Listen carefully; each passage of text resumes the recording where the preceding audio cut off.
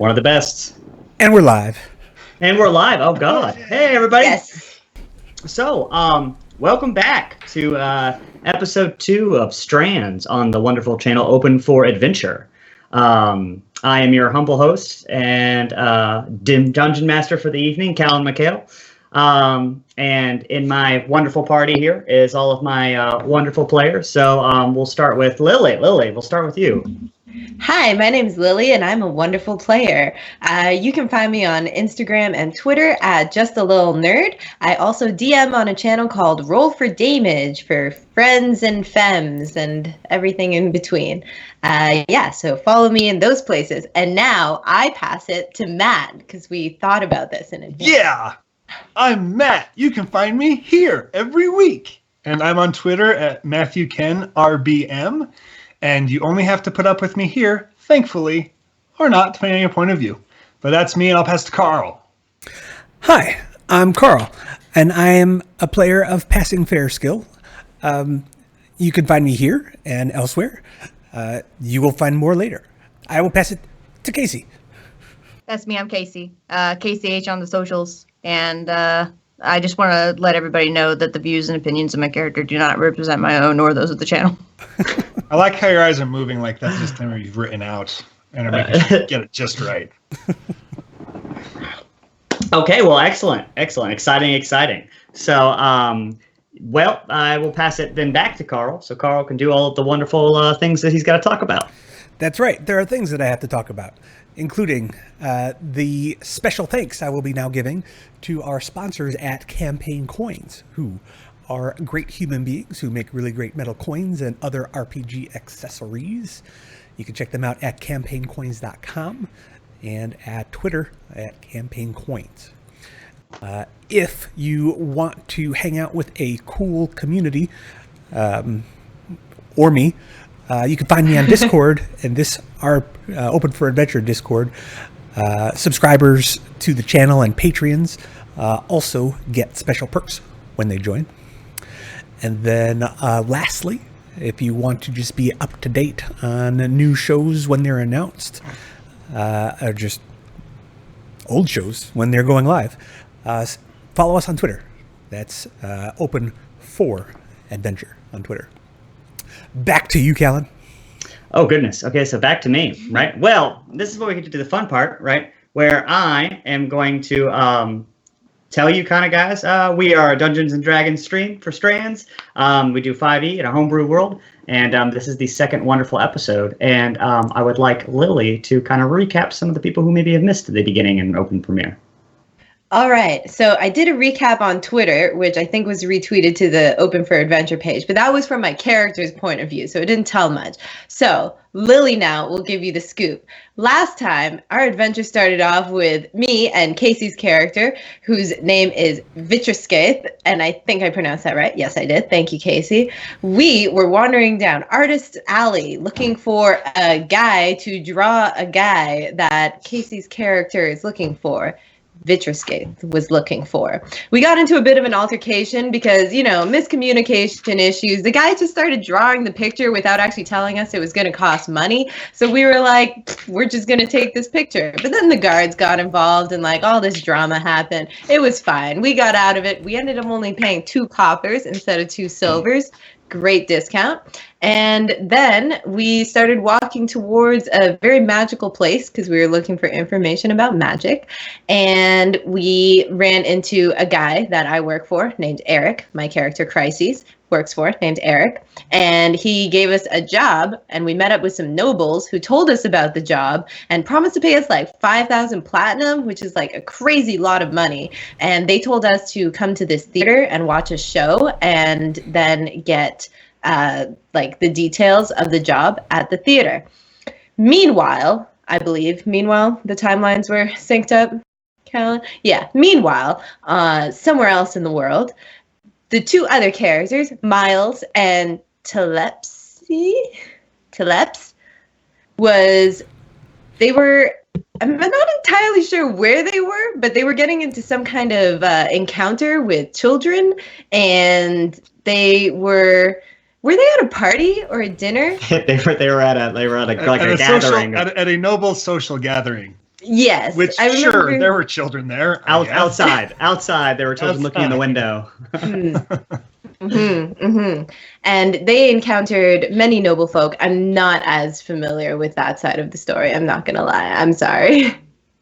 But they were at a gathering, and then I believe that Teleps was causing some trouble, and I believe that Miles was trying to stop the trouble from happening, and they ended up at the same theater as us. Because we were gifted a sweet box by some nobles we didn't quite know very well.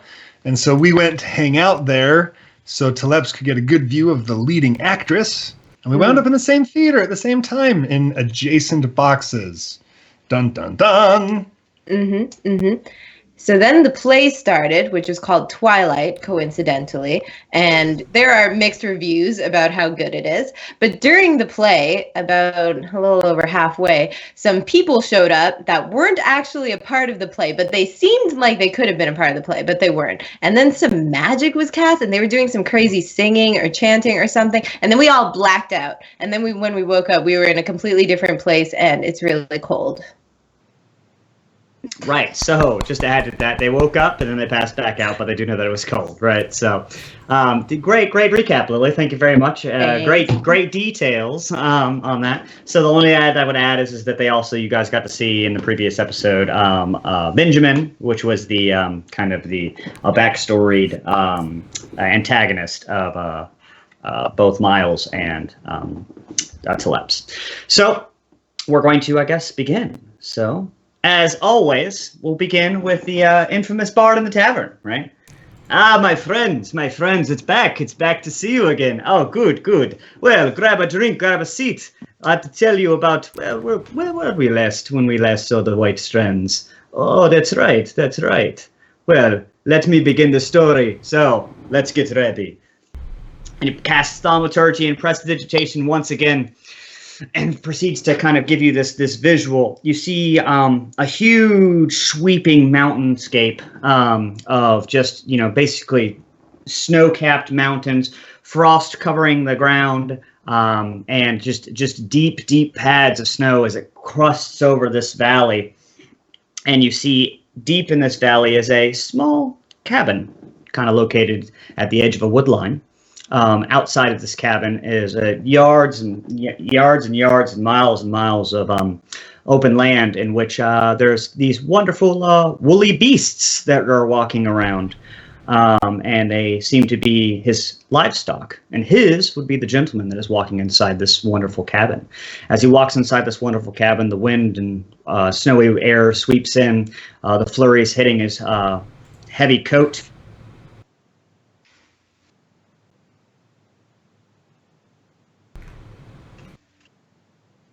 I'm sure he'll be back in 1 second. It was so cold, he got frozen. Hey-o. Oh. You're back, Kelly. Hi, You're Callan. back. There's a big dude with a fluffy coat.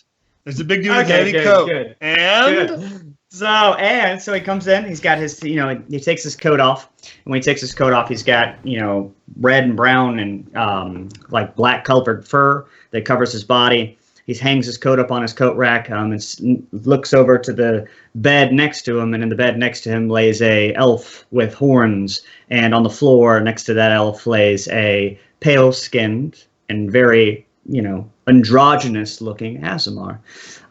He takes a quick peek over there, then goes to the fire to warm himself up for just a moment from the cold weather, looking outside the window to see the snow flurries starting to come down even harder.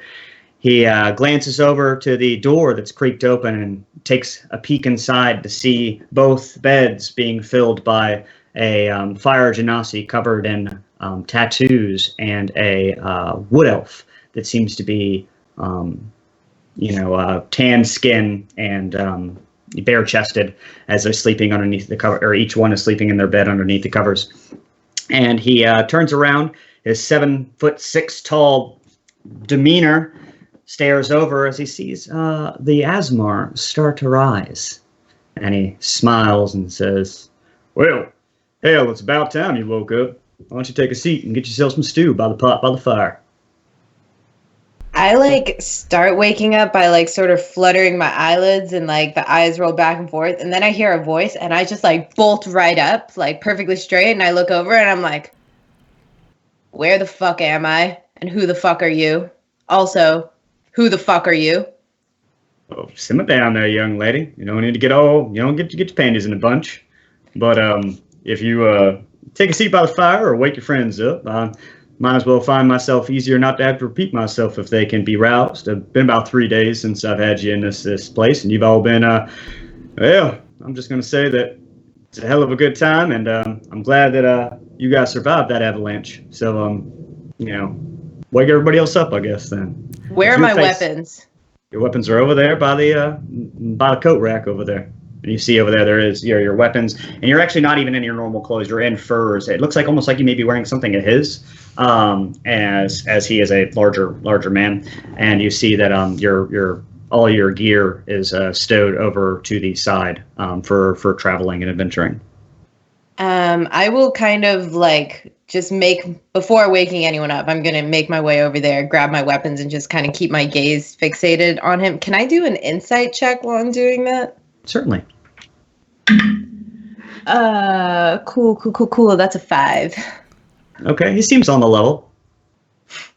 Yeah, sure. I'll just gather my weapons, and then I'm kind of like walk over to Vitruscaith and like lean down and sort of like shake her shoulder a little bit and be like, "Hey, boss, got someone here you should meet." I am sleeping very heavily, and it is to the point in which I am snoring quite loudly. I leave you for the time being and move into the other room. I look in, I'm like, how the fuck did Hot Stuff and Fop get here? And I'll go over to Fop first, and I'll just sort of like more roughly than I did with Vitruscaith, like shake his shoulder.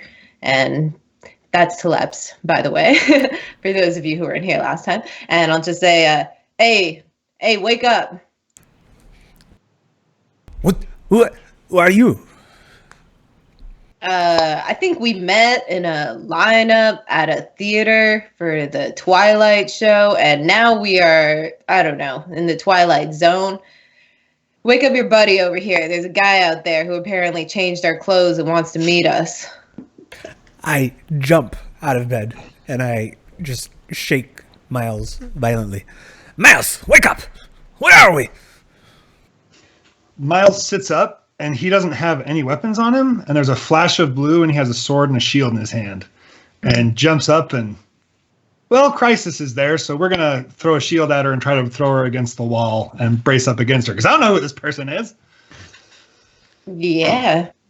I feel like after waking up Teleps, I probably would have started to go back into the room to get Vitruscaith, but you could get me from behind probably with that shield. Hit me in the back. If you're walking away, that's fine. Okay. So, still though, sword and shield. How do I feel? You feel groggy. You're starting to get kind of a hazy memory back. And it's like a flash of memories are coming all at you guys at the same point as you're kind of waking yourself up, as if you're shugging off the effects of what would be similar to like a charm person spell, except you have realizing that it's been a very long time that you have been charmed. I go and attempt to wake Vitruscaith again. She stirs. Hey, boss. Got a guy here who changed all our clothes and wants to meet you. What's your name there, guy? You can call me Radagast. Yeah, I'm gonna call you Guy. And I'll just like shake Vitruscaith again, and then just sort of like walk over and stand with my arms crossed and my weapons nearby, and I'm like, all right, everybody's, well, more or less up. Why don't you start explaining what the fuck is going on? Reaches over in this pot of stew and pours himself a bowl. Are we in a separate room? Like there's a door between where they're at and where we're at? Yeah, you're on like a side bedroom. Yeah, so that door slams shut. Okay. Braced against it. Okay. How long have you been awake? Where are we? I've just woken up. That person that we met at the theater, he woke me up, and this is all I know. What's the last thing you remember? I believe the last thing I remember was it being at the theater. You're having a flashback when you say that. You're not sure. You remember being at the theater, but then you also realize that you remember like looking up and seeing an avalanche as it's coming down, and you're like, run! And then like all of a sudden you get hit with this avalanche. And then you somehow remember you're in a bar in a tavern somewhere in Galmira, which is like the middle of Aeronoth. And you're starting to get these memories back, as if you're starting to realize that it's been about probably, you can gather, a couple of weeks. Maybe you've been traveling in some way, shape, form, or fashion this way. I'm not sure. There was the mountains. I think we have been like this for weeks. Is this coming back to me too? Yeah. So you're when I describe it, you all pretty much are all in the same kind of scenery. So you're starting to get these memories all back at the same time. Do I remember, besides the avalanche, like the other two? You do. You remember the other two as you kind of actually have an amicable like friendship with them, as you know, after the last 3 weeks, as they were all kind of laughing and joking. And you remember in this avalanche, basically, he screams, "Hey, look up, everybody, move, let's get out of here." And then, the snow comes down, and then you guys kind of get swept in the cliche, you're riding forward, and it just kind of comes in and just kind of gets all four of you off of horses. I kick the door wide open in a dramatic way.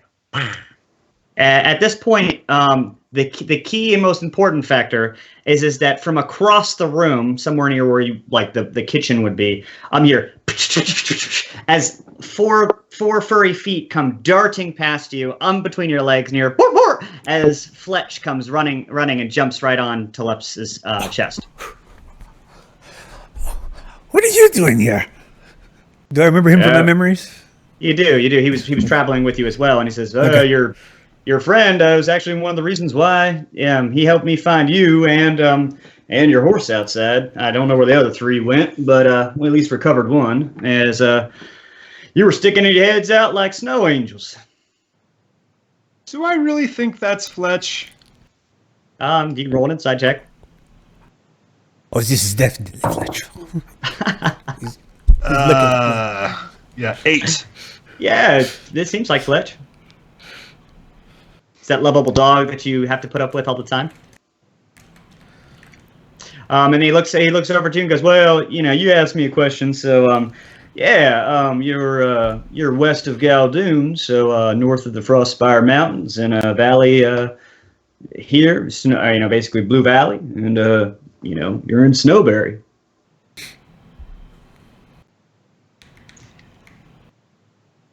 I don't remember getting here. Go ahead and roll a history check.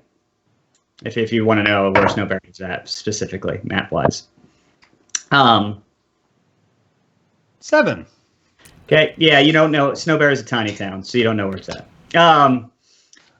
Basically understand you're north of the Frostspire Mountains, which is like you had to go through pretty much Galdoon to get there.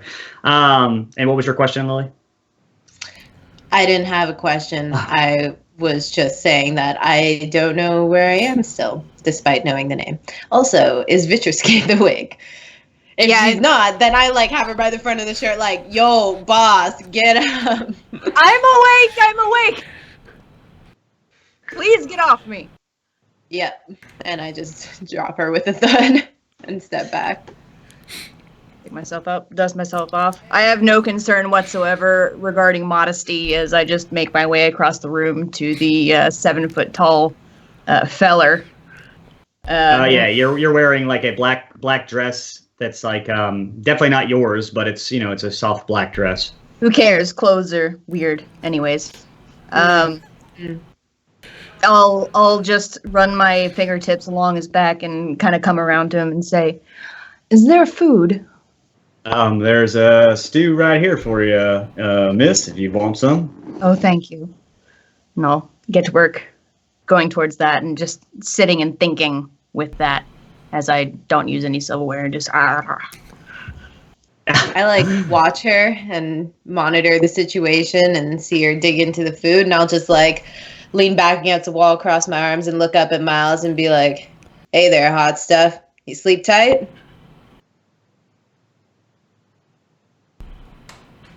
Is that to me or to Lex? No, you there. You're fine hot boy. stuff. Yeah. Am I hungry? Yeah, you're pretty hungry. You've been out for 3 days, so they've been feeding you basically whatever they can get down your throat, which is pretty much water and some kind of juice. There's like a moment, and I literally just throw the shield and sword, just drop them, throw them to the side, and I just go up and get some stew, ignoring your question entirely. Well, hell, it seems like I'll use a house-trained people, I guess. He goes back to eating his food. So I don't know if I'm the only one, but I have a lot of questions. Namely, what happens at the end of the play? Because I think I missed that. I believe, dear, we were teleported. Yeah, but I mean like in the plot of Twilight. Oh, Like, gods know that. Well, I certainly hopes you weren't teleported into an avalanche. That'd be a pretty shitty deal for a wizard. And a lot of work. You can teleport people way other places. The heroine, she loses all of her family and relations. It's a very tragic story. oh, I mean, doesn't sound too bad. So, next question. Why am I remembering an avalanche and all of you people, and where have we been going? Also, boss, did we get that platinum from Winkle and Dinkle? No, the job has not been completed yet, to my Huh. recollection. I seem to end up in a lot of situations where I lose my memory and fall, apparently. So I'm just gonna. I believe sit in this here. case, Winkle and Dinkle are the direct cause. Hmm. They were much more than what they appeared to be. What did Winkle and Dinkle look like? Basically like fluffed up little floof balls. Very noble. I think one of them had dark hair. Maybe brother and sister. Their names were Ivan and Catalina Snowgate. Yeah. Did one of them, the man, have a beard?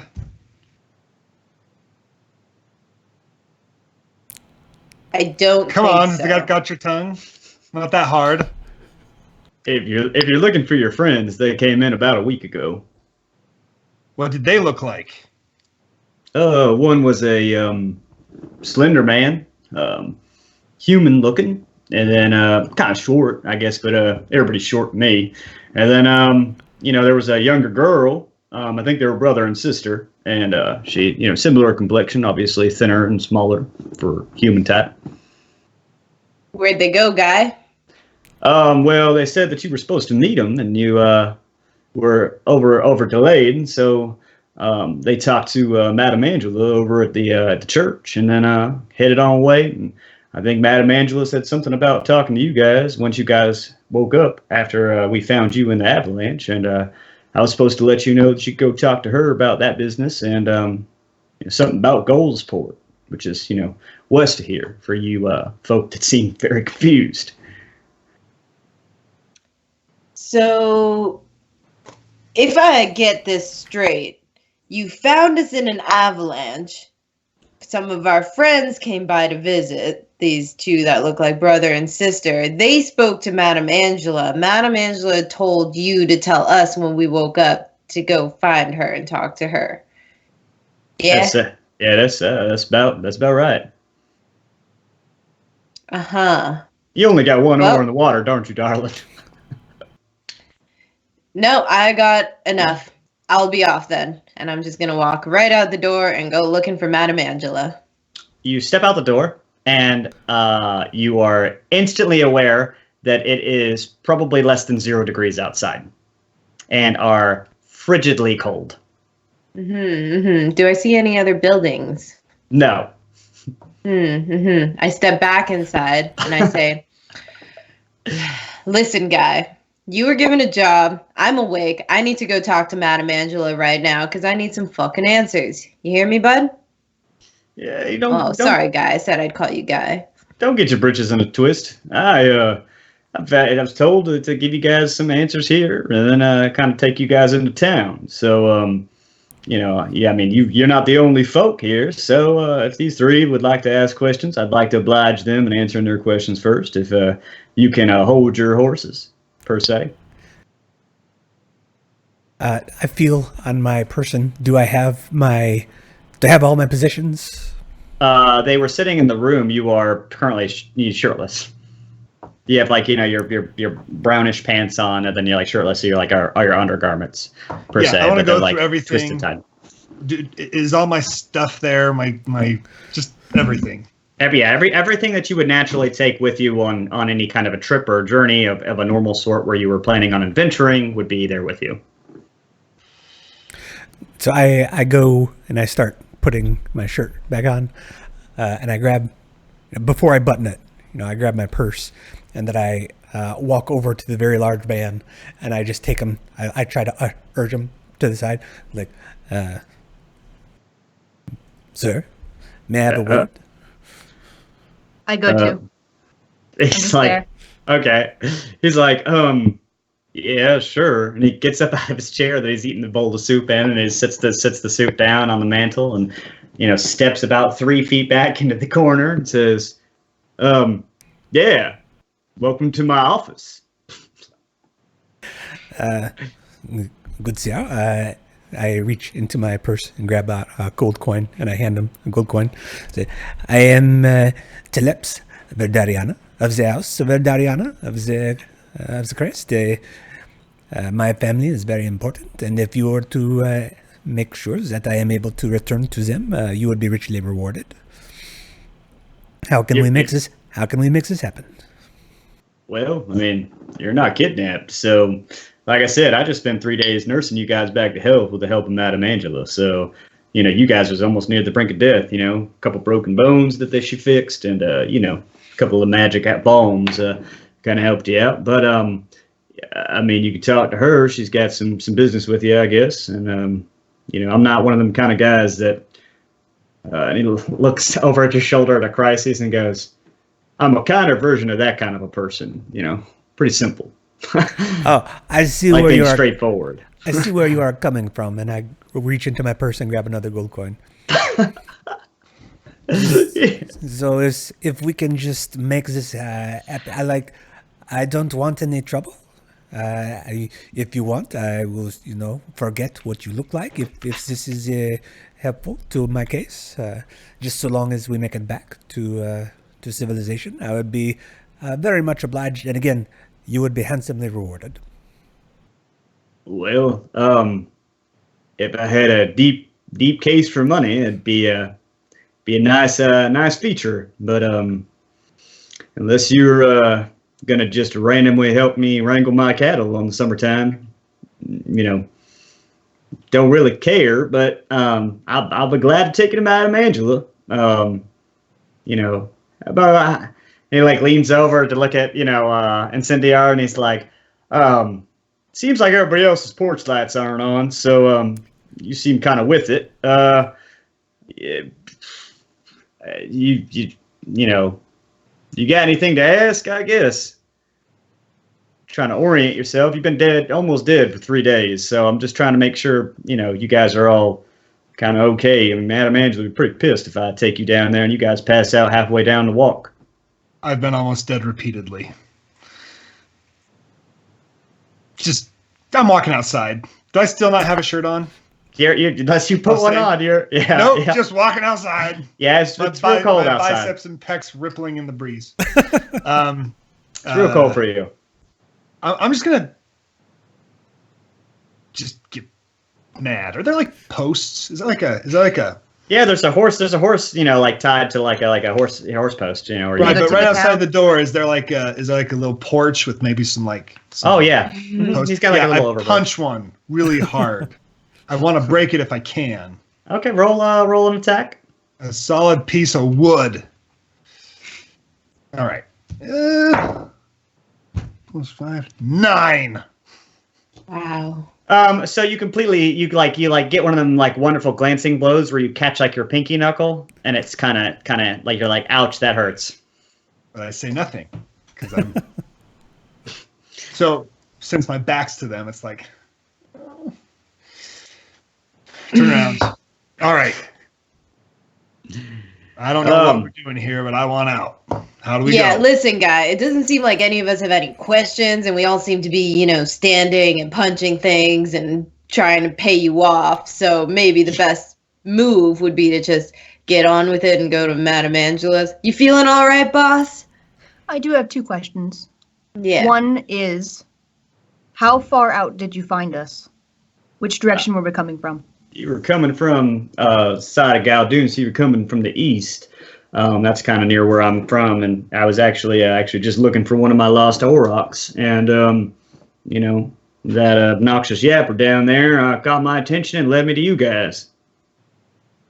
So and you said we were going to Goldspent?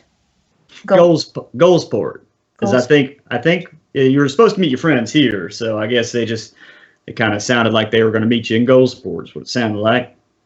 Very good. And I'm going to take this blanket with me. He goes, I was going to offer you, I've got some clothes from my late wife, and my 2 sons were pretty young, so kind of your sizes. And then you can borrow one of my jackets if you need their kid. Hustler. You, the pale one. Kid. Yeah, all right. Let's just give me the coat then. He goes into like his bedroom and like pulls out like a large coat, like it's older and brown, and he says, "Here you go." And he says he pulls out like another coat for Vitrascaith, and then he reaches into the kids rooms, and the kids room where you guys are sleeping, and grabs you 2 smaller coats that seem to fit you guys. Would it be considered fine clothes? No, not at all. These are well homely made, clothes from a very somebody very much loved these clothes. Oh no. Okay. So what I'm gonna do is I'm gonna take it, and I'm going to take one of my razor sharp talons and just start making nicks and cuts in it where I think it would look better, and then I'll don it. All right. I mean, you're gonna aerate your coat. I mean, whatever. It's cold enough to freeze a tit off a frog out there. So it's in strategic places. Chill. Hey. Hey. Yeah, chill. I pull the coat on and I look at it and I'm like, we're not paying for these. That's a good point. No, I mean, pretty much here you don't have to worry about that kind of stuff. You're in my home, you're my guest, so you guys are more than welcome. If you don't got anything else, it's about a 3-hour walk to town. If you want to, I better than a walk. Yeah, I mean, if you guys want to wait a few minutes, I can get the cart. If you guys want to sit in the back of the cart together, but it's going to be a tight squeeze. I think we have some stuff to talk about, so that might be a good idea. All right. I think your horse looks big enough to carry it. If you mind, I can ride your horse, and let you guys lead in the back if you want to bring your horse with you, just in case you seem uppity to get out of here. Whose horse is that? Yeah, I look out front and see. I open the door. What horse do I see? Yours. Oh yes, this is fine. Boots can pull a cart. He's not trained for this sort of thing, but he's capable of this thing. You own a lot of animals, Fop. The name, sir, is Teleps. Just you may not have caught it the first 3 or 4 times, but it is Teleps Verdariana of the house Verdariana. It's a very important house. Good luck with that, Teleps. Yeah, I think I think he's trying to get your goose, my friend. As he walks outside and he puts his jacket on, walks outside, starts kind of like wrangling some stuff, and he walks around the house, and you can see he's trying to get some gear for the cart and stuff. Need a hand with anything? As he turns back, he goes, seeing as you can piss off a preacher, I think I'm pretty good. I'll figure it out. Right. I'll stand next to Boss and I'll be like, we really stepped in it this time. 5,000 platinum. That's all I keep thinking. I'm going to get dressed because I haven't yet, but I'm going to leave my sword and shield in the room, just in a corner, propped, and just walk out without them. Also getting dressed. Yeah, so you guys, a good idea. What are you wearing? My foppish clothes plus the very loved children's clothes, apparently. Yeah, I mean, yeah, you guys fully get dressed and very worn, weathered children's clothes. You do see what looks like kids' pictures and stuff that was drawn, and he kind of comes back about 10 minutes later and is like, "Yeah, so I got everything saddled up. If you guys are ready to haul head, into town." How big is everyone? How big are these people? Because I'm like a big dude. Yeah, you're. It's gonna be a tight squeeze. You guys are gonna be kind of sitting kind of over each other's legs and stuff, cross-legged with each other and stuff. Teleps is traditional elf, so 5'7", very slender. Yeah, And if I'm Crisis probably is around okay with it. 5'9".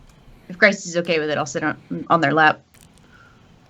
Well, does the cart have a back flap, like a tailgate? No, this is like a cart for hauling soil and stuff. It's dirty. The cart's dirty too. Like it's got like dirt and bits in the corner of manure. Like it's a work cart. As we climb into the cart, I'm going to point to some of the dirt on the seat, and I'm just going to be like, "Yo, Tulips, they got some dirt here for you to put your roots down into."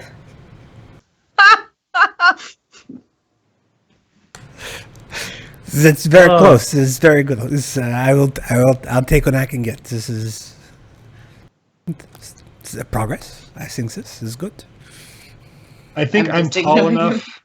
I think I'm tall enough. I can easily see where everyone's sitting, so I'll just walk right next to the cart. I'm right next to them, but not in the cart. Okay. Yeah, he's walking next to the cart too, and he slaps the horse on the back of the butt and says, "Go!" And he says, "Hey, I'm gonna get."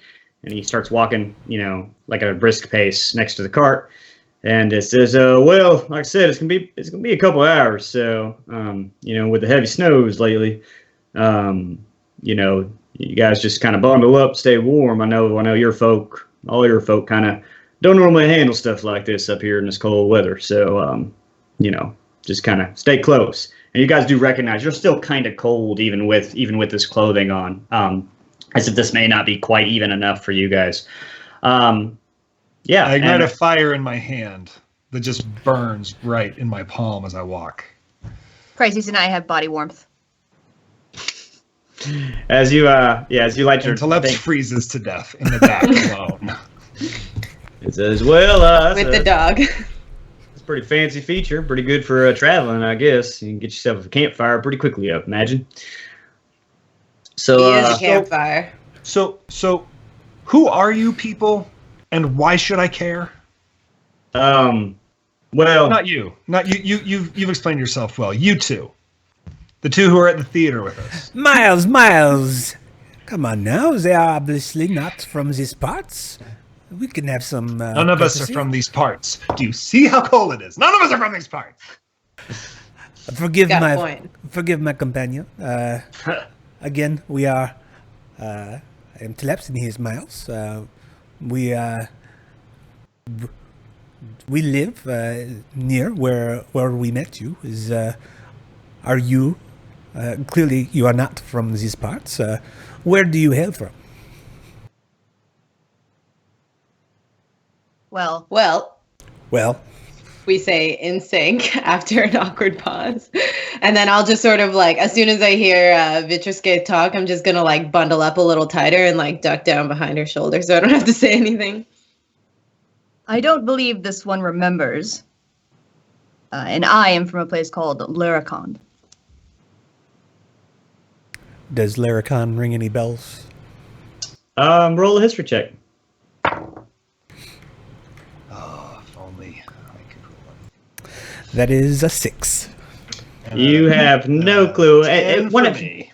As one of your wonderful features, Laracon is a very distant place, and you were not worldly. So you're like, it's not from where I'm from or where I cared about, so I don't know. And Cindyar probably heard about it once, but didn't care, so he moved on with his life. I suppose I should say originally I was from Laracon. More recently, I was from a place called the Spider Swamp in the southwestern edge of Kalimshan. Does ring a bell. Oh, that is very exotic and far-reaching places. You seem very I well-traveled. myself am very exotic and far-reaching. Clearly, this is true. And why were you in Heaven's Gate? I mean, I'm from Baldur's Gate, and I know somewhat about Kalimshan. But what brought you this far? Do you really care? I want to know who you are and why we are here. Miles, come down. Come down. There's Throw no flame at the snow repeatedly. There is no call for this. They have done nothing to us. Which is why I haven't punched them or stabbed them or done any sort of thing. He's kidding. He would never punch or stab you. You are both very fine people. Clearly, you are in the same predicaments that we are, and there's no reason why we would ever even entertain the idea of violence towards you. And I give Miles a dirty look. I punched Teleps in the shoulder, not to injure, just to make a point. With the fire palm or the other hand? No, I've yeah. Anyway. I like kind of like murmur in Vitruske's ear. I'm like, hey, boss, you think these guys are dating? I could see that. Although I think that one, pointing at Teleps, has the short end of the stick for sure. The size of that guy, I don't think it'd be that short.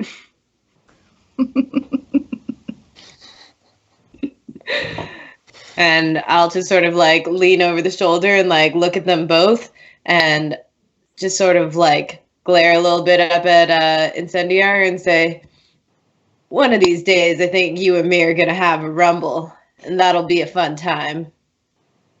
Maybe when it's warmer. Whenever you like, kid.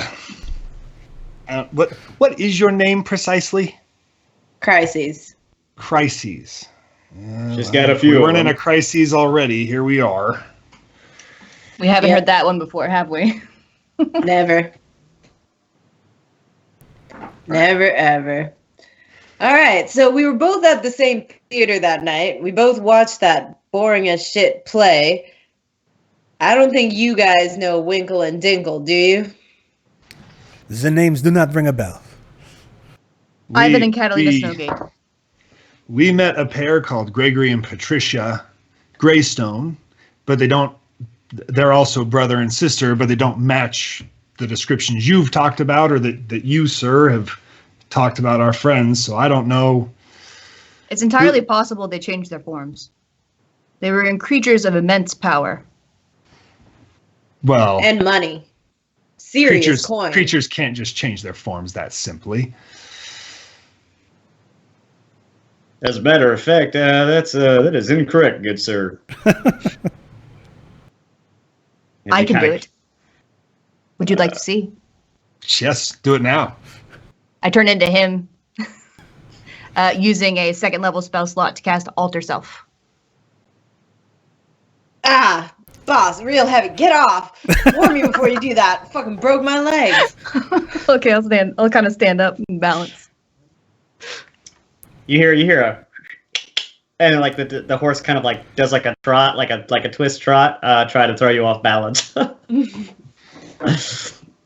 And you your butt kind of lands back into Crisis' face. God damn it. I'll change back for Crises. Oh, thank you. Yeah, so you see here, hot stuff, there's all kinds of weird, freaky magics going on in the world. And I think we got caught up in some real weird, freaky shit. Oh, you ain't met Madame Angela yet, but you will. Oh, is she also some magic spell user? Oh, well, she's a keeper, so she'll be I don't glad to care let how you much know. you like her or whether or not you think you should marry her. I want to know about the woman. I haven't heard that one before. No, she's a keeper of Killenvor, so she likes to crack them open and take a look inside before she gets them ready. Ready for what? Oh, for the passage on the other side. It's the only damn thing that's good around here. You got two things we do good in Snowberry: drink and die. Huh. So, how do you two know each other?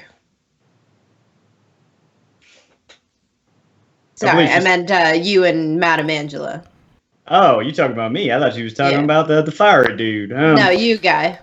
I'm kind of like a patron of the town, I guess. I live outside of it, but people come to me and bother the shit out of me when they got questions, and I seem to be able to answer them pretty easily. And then Madame Angela is the local cleric at the town, and she's pretty much the only person that's got magics up in here. So she does a lot of the healing and the wise stuff. She came from that fancy ass town you keep talking about, Crest, down south. So she came here about 6 years ago, and she's loved it ever since.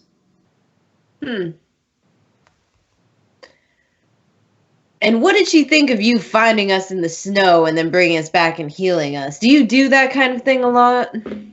No, usually I find dead people in the snow, not living people. I thought she was pretty dead too, and I took it to her, and she said, "Hey, she's church ain't a place to have living people at." So she said, "Take them to my place," and she would come in, kind of tend to you guys. So she tended to you guys for about 3 days till you guys finally woke up. First time I've seen an elf fall asleep, to be honest. But I figured the avalanche done knocked you kind of sideways, so you rattling on the cage like a chicken. Do you change our clothes, or did she? She would do that. I am a gentleman, so I don't do those sorts of things. Right. Do I All right, believe then. him? Yeah, I was about to say, can I? roll it. Yeah, dilly. 12. 2.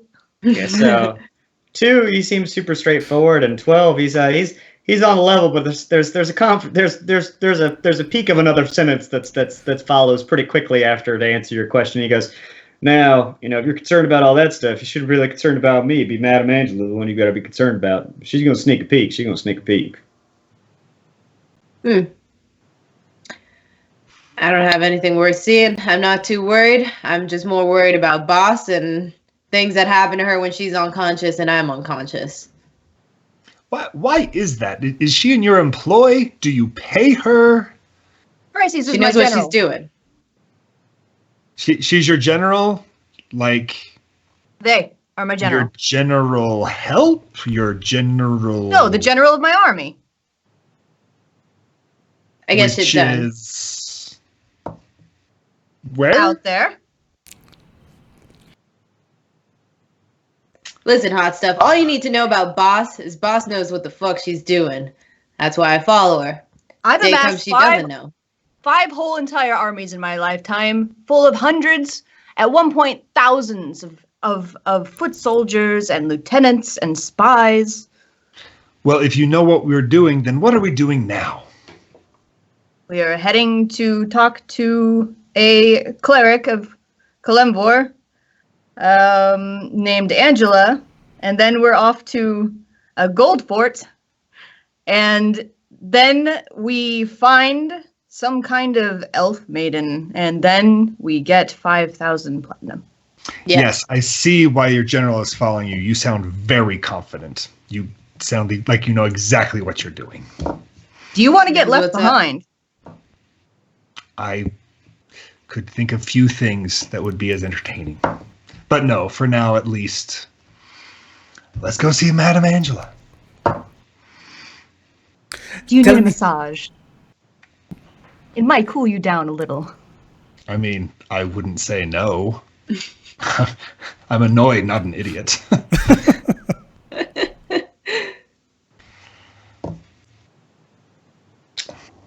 Well, yeah. So, that being said, if you guys are in town for a little while, you can always stay your way.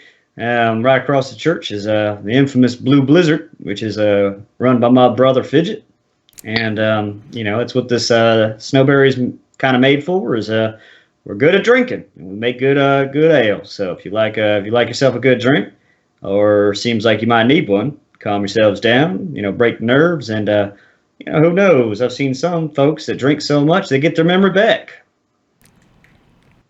That true?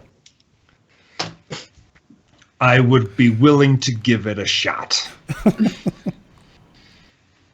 As we're like traveling together and becoming more familiar with each other, are we getting like any more memories back about these weeks that we've apparently spent together? Or maybe Right. even feelings. Yeah. Yeah, so you're getting a feeling that as you guys are traveling through, you do get the time frame it was probably about 4 weeks that you've been traveling. None of your visions do you remember the twins being part of it, right? Or the brother and sister, right? And but you do remember kind of going in a direction and hanging out with each other and spending evenings in the bars, singing songs and kind of just being merry. Even if it's been a little unnatural to be merry, you seem to get along with each other. So you have this weird feeling of like you liked each other, but at the same time you totally know that it was a charm effect. So you kind of are like almost frustrated by the fact that you were like, this is not a natural feeling that I had for this person. It's like the morning after a one night stand. Kind of, except you're not chewing your arm off yet. All right. Lady Vitruscase is, I am sorry, I do not know the titles from where you hail. May I address you as lady, or is there a more proper title? Actually, where I come from, Vitruscape is the title. That's all that I am. Very well, Vitruscase. I am intrigued by this mission that you are on, and wonder if perhaps we have already been assisting with it, or if not, if I may be of assistance now.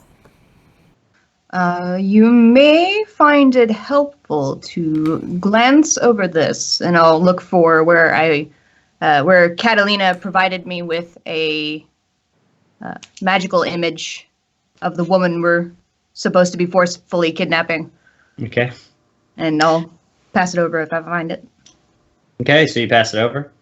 And Teleps, as you're looking at it, you rolled me a history check. I'm going to use one of my viewer inspirations, because I can't apparently roll over a 5. So this will be with advantage. History. That's not history. This is history. 8! Impressive. That's with advantage, so- so yeah.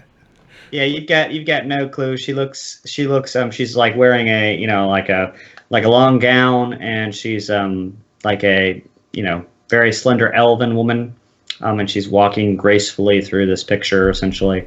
But she looks like a normal. She looks like she's from the islands, though. She does look like like one of the Malthan and Or elves that you're familiar with in the western coast. The face is not familiar to me. However, the wardrobe does seem familiar. A native of not these lands, but very close. Doing Well- good, Tulips. That's a Wherever That's a she fancy is, picture. you saw that. You weren't supposed to see that. He like glances. He's like lets her. He's like, oh, okay. Keep it to yourself. Yeah, watch the horse. Yeah. He looks around and says, "All right." He kind of like leads over to the dog and goes, "Shh, don't tell anybody." Why is it everyone we meet likes to make fun of us? Something about us. At least this one's giving us free stuff instead of trying to charge us money. I still don't like the being made fun of part. Because you don't fit in. Get used to it. I'm quite familiar with it. It never goes away. I don't believe that is the primary. It doesn't matter. Anyways. What's your story? We have been, excuse me, just a moment. We have been led so far by Winkle and Dinkle from point A to point B. That is primarily the star that we are using to navigate our next move. As Radagast here has supplied us, this Angela lady is the star next to them. Present. And when we reach there and glean whatever information that we can from there, we will move on to the next point. Do you really think that Winkle and Dinkle, who apparently gave you a job for 5,000 platinum and then apparently I'm or so charm tired or of whatever, listening all to of you. us? Can I just ignore you? I think I'm just going to ignore you for a while. Go right ahead. What do I care? What were you saying, Crisis? I was just wondering what their story was, but if we're ignoring them now, then maybe they'll tell us anyways. But we're not going to listen. You're free to do as you like. That one hurts my ears. All right, so what's the deal with you two? How you know each other? And I'll just curl up on Crises and...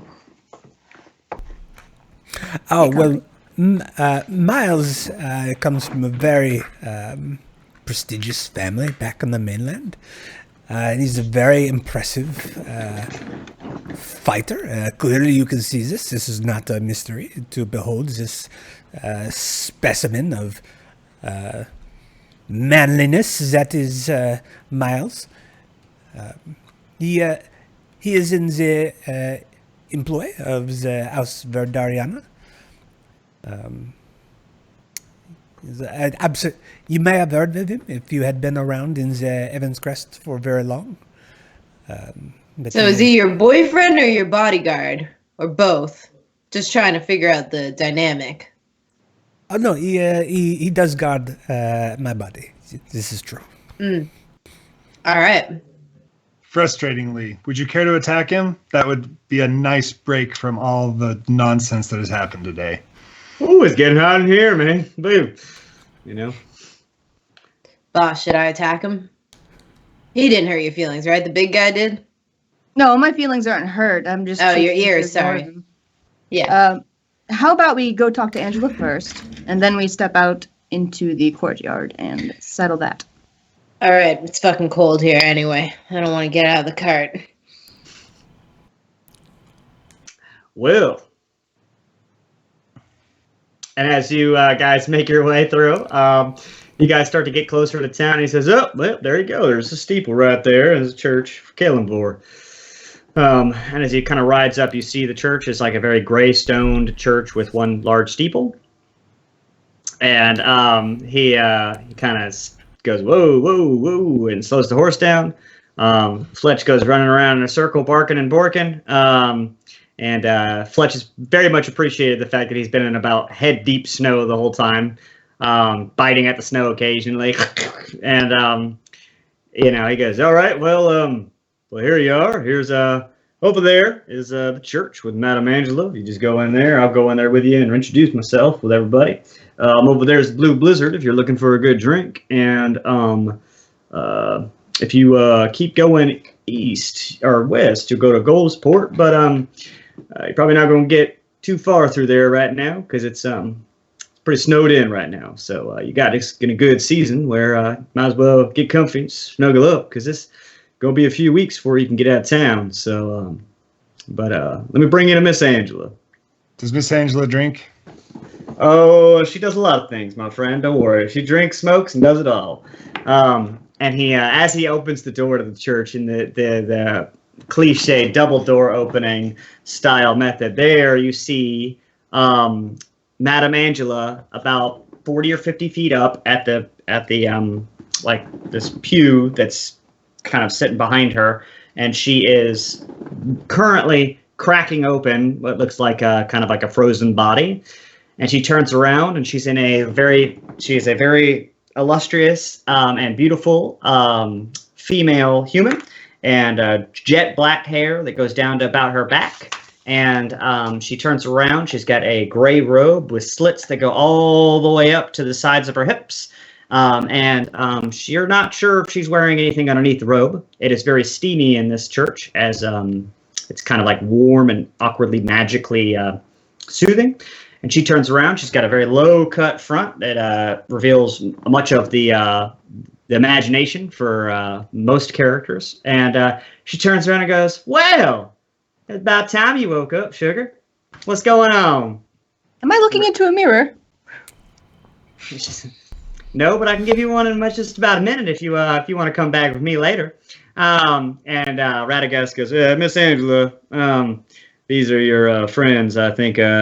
Vitrascaith, and you've got Miles, and you get Tulips, and then you get Crises here. They're quite a party of characters." I'm actually missing when he said she does most things and kicked open the door. Miles has already walked over to the Blue Blizzard. So you look for him, and he's gone. He's like, well, Miles might be taking the patronage of the Blue Blizzard right now, and he's gonna, I guess, visit my brother. I guess you can catch him up later. And she just kind of looks over and goes, "Well, how can I help you, sweet dears?" You were the one that told Guy here to bring us here to ask you questions when we woke up. So we woke up, and you're Madame Angela. So we're here to ask you questions about you seeing Winkle and Dinkle and my 5,000 platinum, our 5,000 platinum. They also honey, go by Ivan and Catalina. I haven't seen an Ivan, Catalina, or 5,000 platinum. And dear, if you had 5,000 platinum, you could grease me up and surfboard me down the coast if you wanted to. But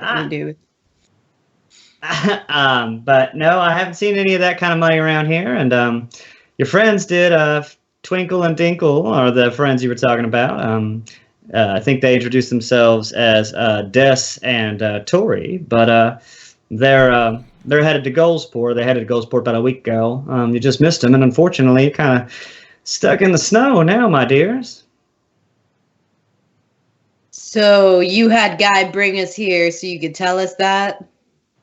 Well, I mean, and answer all the questions you had about, the array of things that are going on.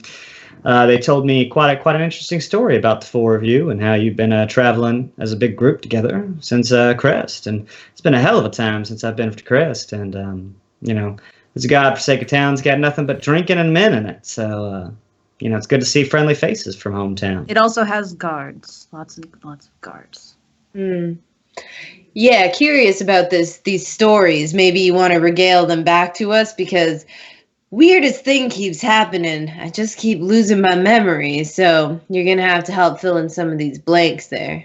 Well, darling, if you're losing your memories, then it must be that you were charmed. It happens from occasion, but that's usually how it works. Are you gaining your memories back? No, that's why I'm hoping you could help fill in some of these blanks, because you said that those two told you all kinds of stories about us. I'd be real curious to hear what those stories are.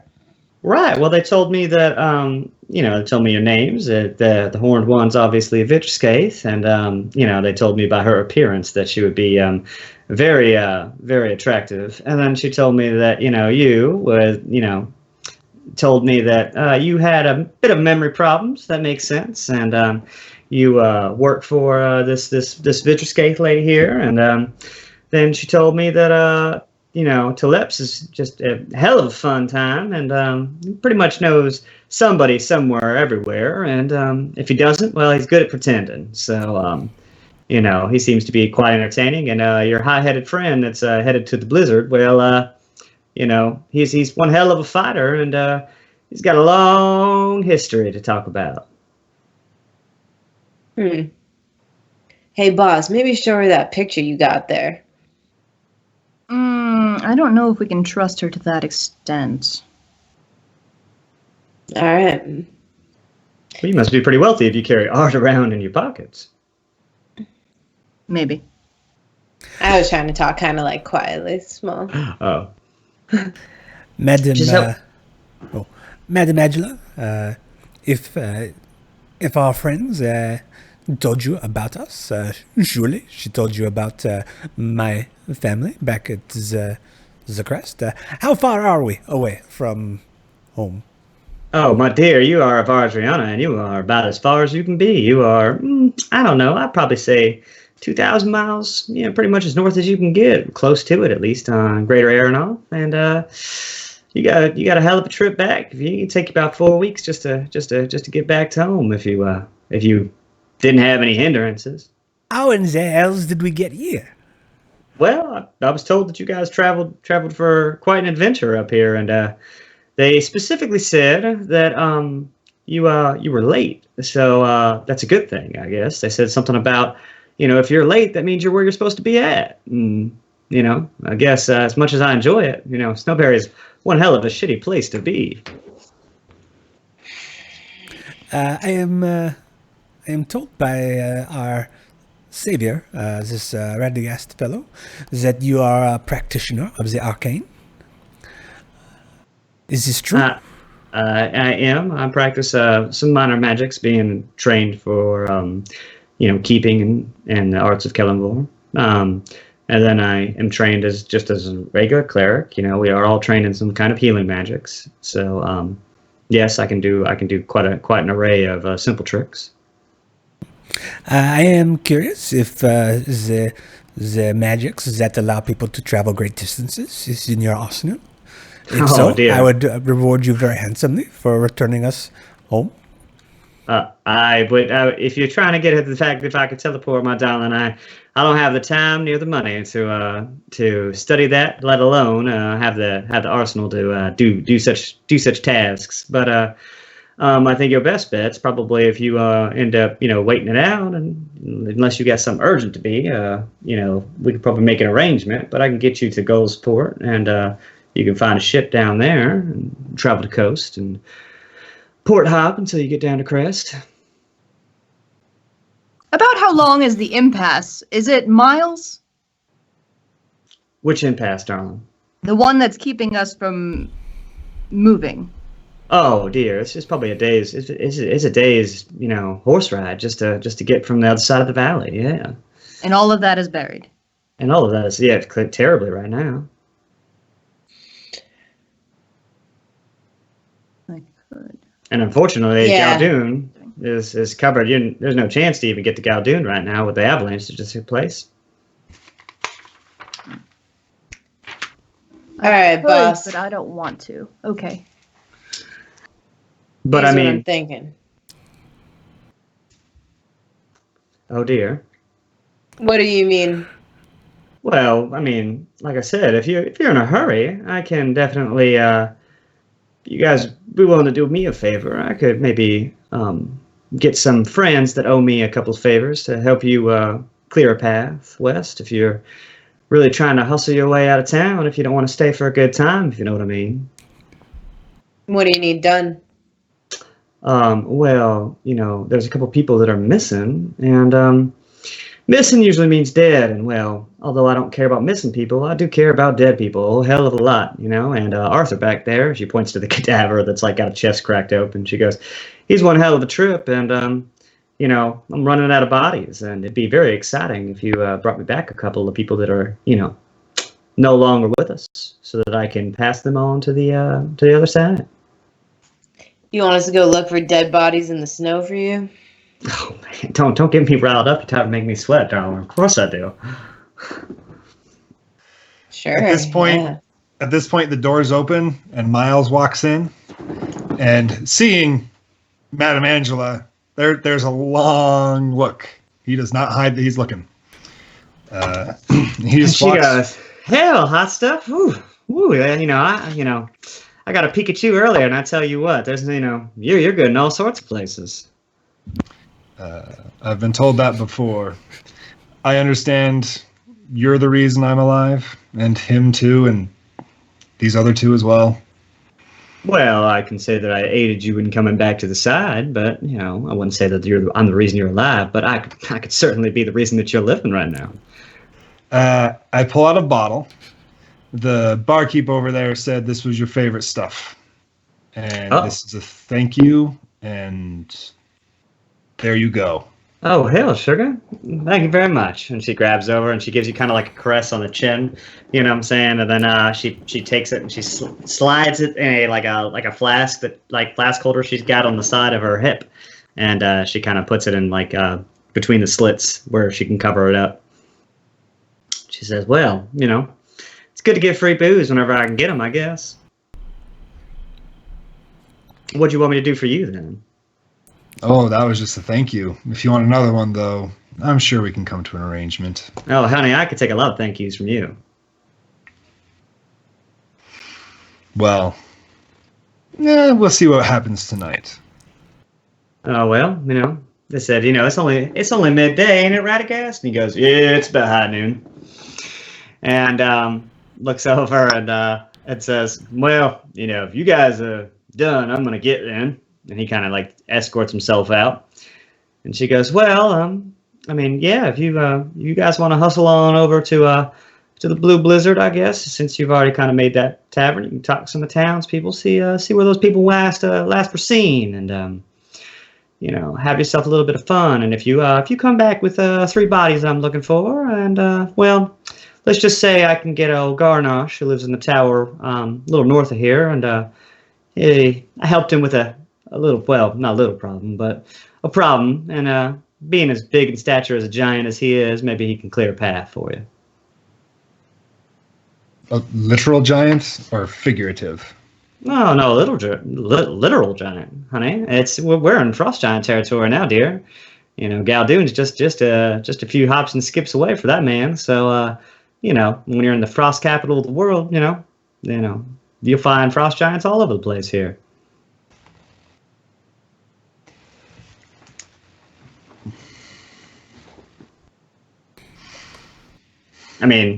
I'll ask the lady, since she seems to be the head of the group. You having an accord? Where are we supposed to start looking, and why are we doing this again? Well, what a pretty face. The Blue Blizzard, darling, and you can talk to some of the patrons in there and try to figure out where these bodies are at. And if you find those bodies, well, then I can make sure that you can get to Goldsport quicker and get back home to do whatever it is you need to do. Or meet your friends, the twins. Such a lively bunch, too. Tori and Des were both very vivid about their stories, and they said you got a long journey ahead of you, and hell of a history between the 4 of you. Do we really need you, is what I'm trying to think. Oh, I can think of a couple uses for her. Oh, I'm sure you can. Sugar, don't tempt me with a good time.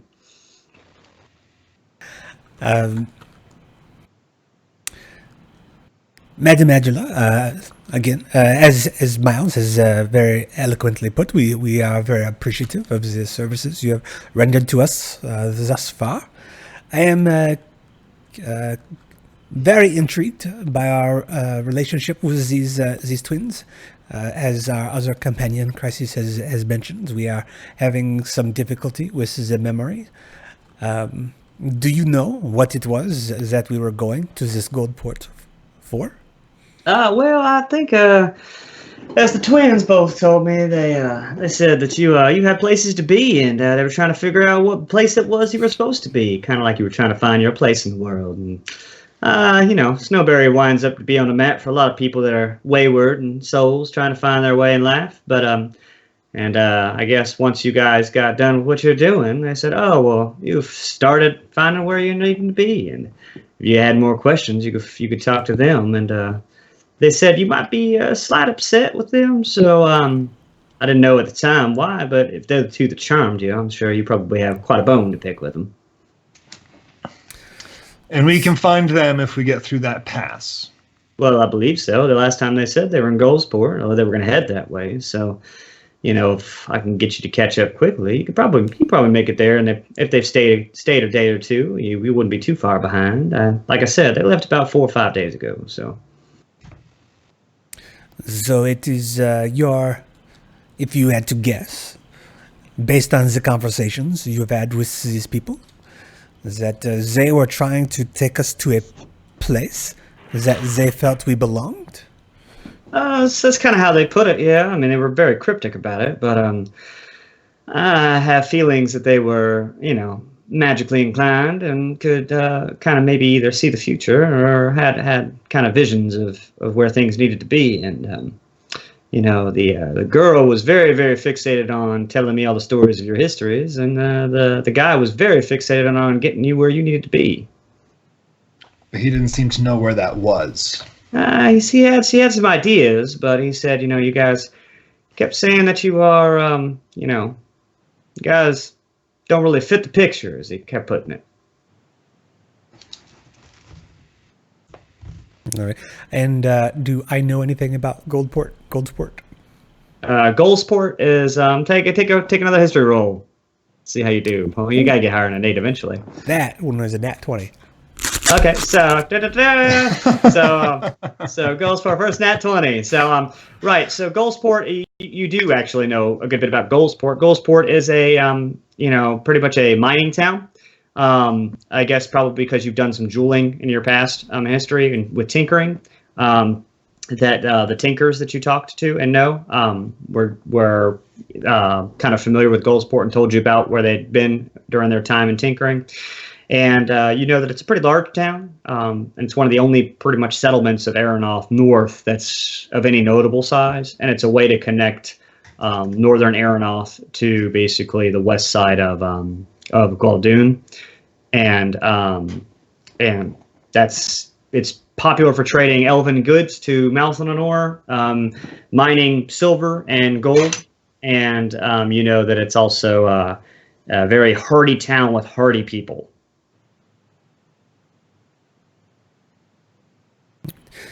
This is very curious. I would not think that Goldsport is a place that would hold anything of interest for me, particularly.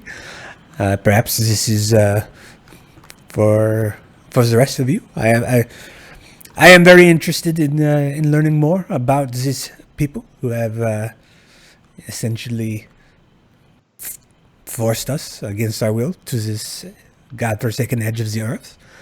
No offense, Madame Angela.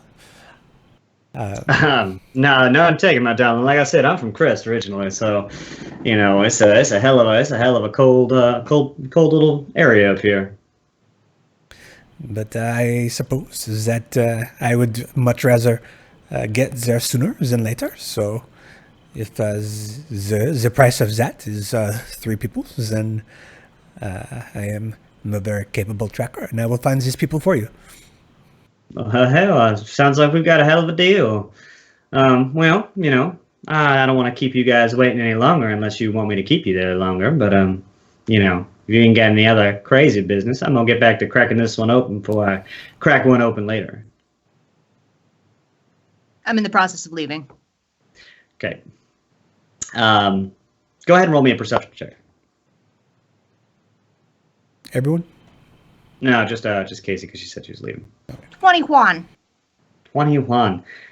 You see a hooded, cloaked figure standing behind the corner when you're walking towards, I guess, the Blue Blizzard. And there's like an alleyway that you're passing, and you see this hooded, cloaked figure kind of watching from the distance, intently, as if you realize that they are definitely like watching you.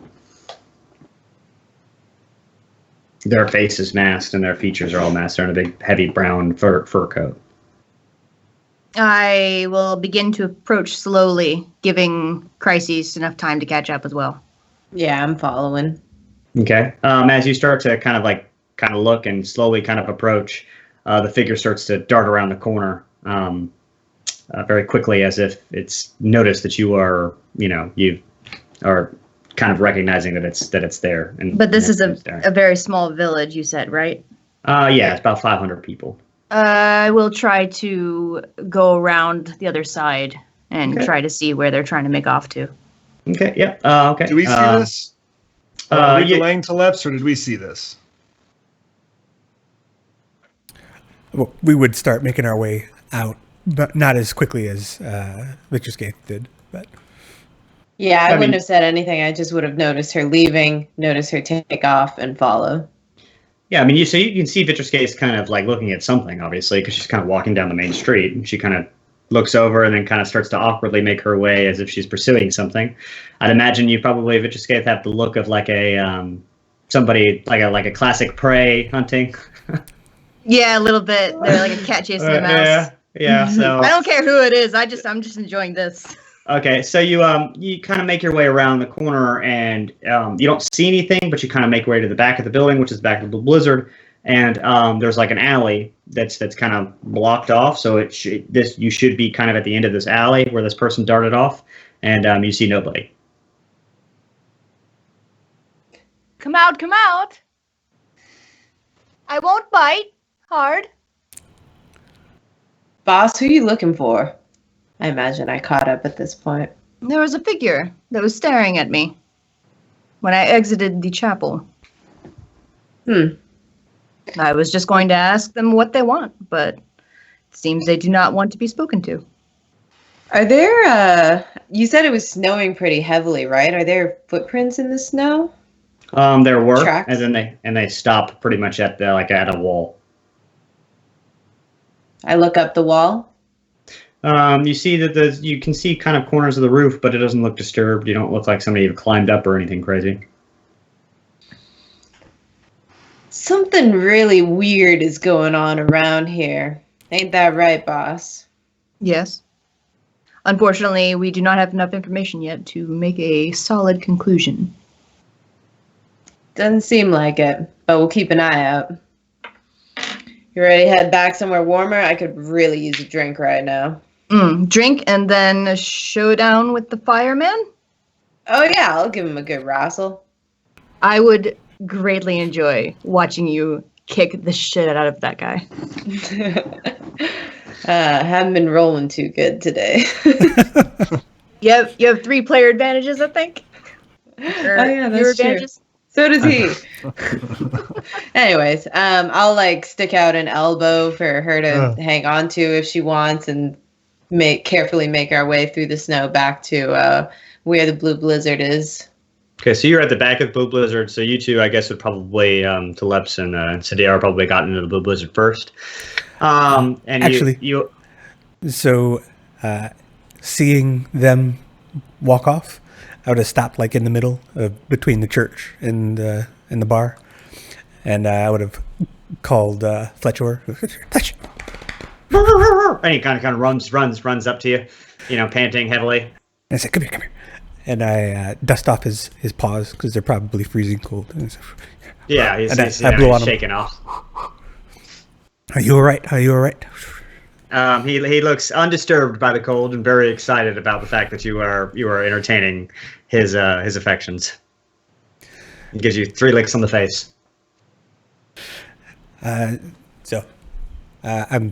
While this is happening, I'm talking to Miles.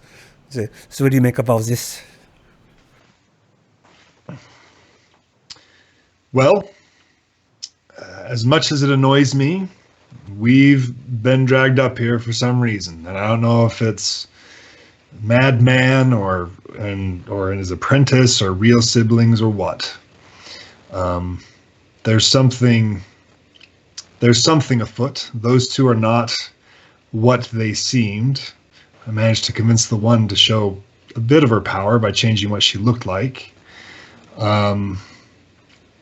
So I don't know what it is. I just know that I don't like being shanghaied. And I just as soon find these twins, whatever they are, and either get some answers from them or wring their necks for the inconvenience. I sympathize. I would ask to use a little bit more honey with our new friends, rather than the vinegar that you have shown thus far. They may be very valuable, and they, if they are in the same predicament, surely it gains us nothing to make them our enemies.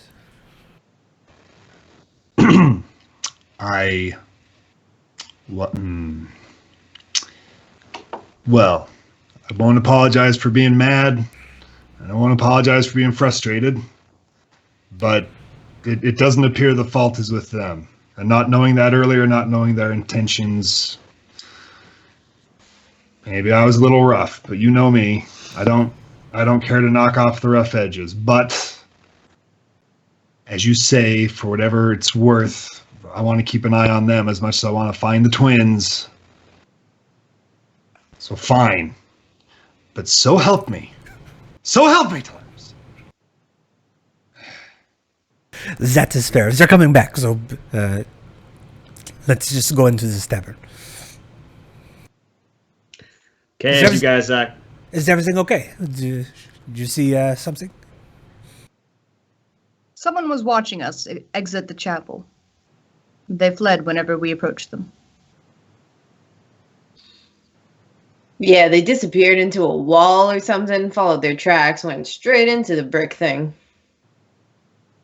All that I could make out at the time was that they were cloaked darkly with a hood. Very cliche. That is strange. Will you show me the wall? Please.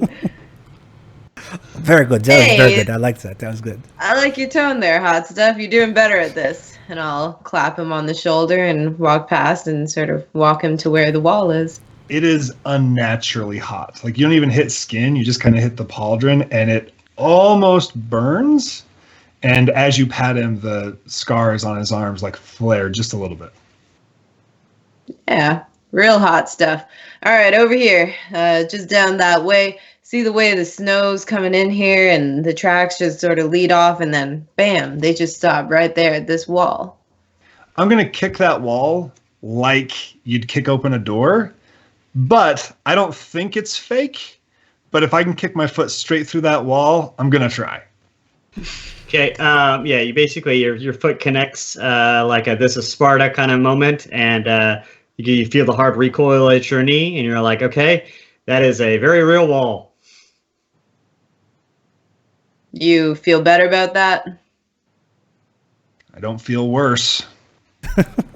Well, that's good to hear. How about we get you a drink there, big guy? Cool you off a bit. Yeah, I'll buy you one as well. Sounds fair, since apparently we've been cavorting around for 4 weeks together. Hey, why don't you buy both while you're at it? And I'll just walk ahead. I have a memory about constant, we're not paying for this. Just like for 4 weeks. That's what I'm remembering. Just there's not like a clear memory, just like a vague, this is how things are. This is what this trip is going to be like. This is why we need 5,000 platinum. So that we can not pay for stuff. Nah, screw that. I'm a swim in it. So yeah, we'll go back into the tavern and I'll sit there expectantly until someone puts a drink in front of me. So you bust open the tavern, and it is the hoppin'est, poppin'est place. I mean, you probably 50, 60 people are in this tavern. It's pretty large tavern. You got a bard playing in the corner. Miles has already been in here a little bit, and he saw Fidget, and Fidget says, "Well, hell, I tell you what, it deals my pickle seeing you guys back in here again already. Shit, I don't ever see people from Crest. What y'all guys doing all up in here? You want a drink? Take a seat. We'll get you something to drink."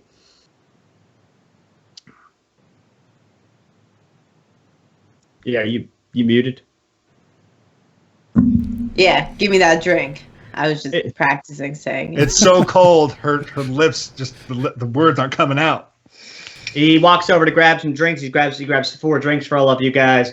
And he goes to set it down, and Radagast is in the corner, and you hear Radagast go, "Hey, Fidget, be careful, man. That one with the horns, man, she can argue with an empty house. I'm just telling you." Right, and he goes, she'll be fine. She looks like she's gonna have a good old time up in here. So what brings you to the Blueberry? Alcohol. Yeah. And dead bodies. We do not know if they are dead. Dead body? Oh, you talk to Matt, and you talk to the missus, There how'd you seems like to be it? about 3 things she likes, and dead bodies is one of them. Well, I tell you, there's more than 3 things she likes. She probably likes about 46 things, but I'm just saying that's just from what I got told by some of the patrons at the bar. But, you know what I'm saying, I hope that drink worked out pretty good for you. You know, sealed the deal for later, I hope. It's one of my special brews. Well, thank you for that. Debts are paid, and that's what matters. Well, you know, there's plenty of people in the bar. If you want to talk around, have a good time, meet people, talk to people, you know, you figure out whatever you need to figure out. You say you look for dead bodies, I bet you somebody's missing. So if you say anybody's missing, you know, somebody here's gonna know it. Here, drinking and dying are the specialties of this place.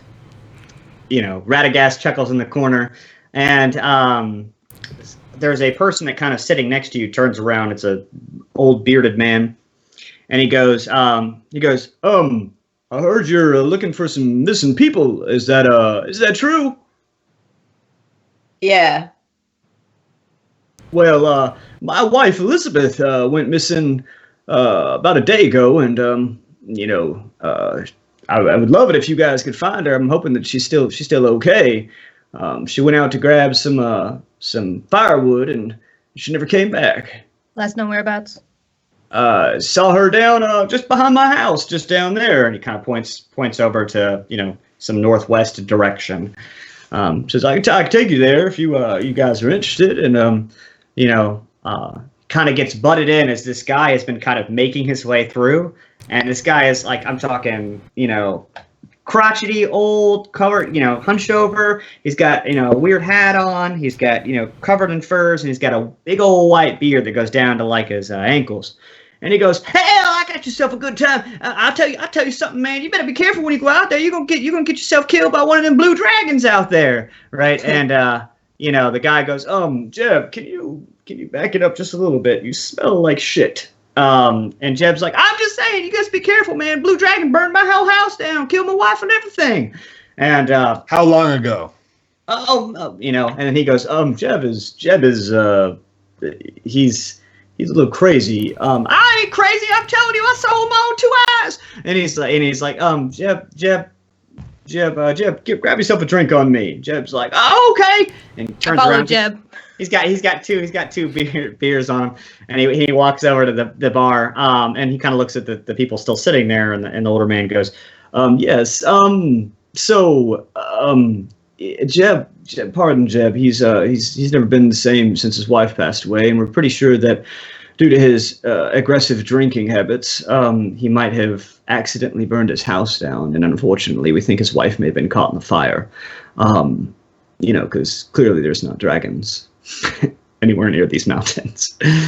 And Jeb goes over and he goes, you know, two on him. And you know, Fidget's like, "Well, hell, I guess I'll get you for you." And he pulls up 2 more drinks and starts pouring them.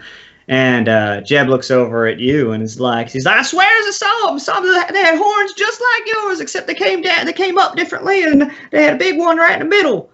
Yeah, I'm right next to Jeb, and I'm laying my elbow on the counter, and it's like, "Tell me of your wisdom."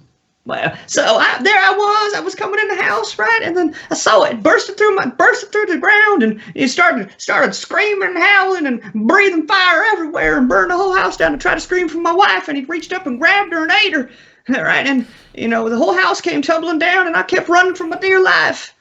Can I see your house? Is the damage still there?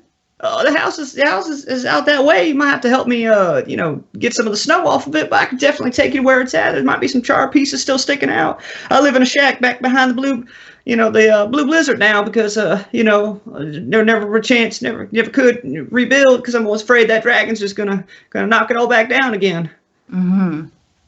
Okay, I would be interested in seeing that. Not presently, we have things to do, but if you're still here in an hour, which it looks like you will be, I will come back by. If you find me, I'm just behind the blue bag. Yeah, I'm in the alleyway in the back there. I live in a little shack down back there. You can just find me out there if I'm not here. I'm always usually here. Thank you, Jeb. I believe you saw what you saw. Finally, somebody does. Right, I'll be super excited to show you what's going on there. And if you need me to, I'll show you where the dragon's lair's at too.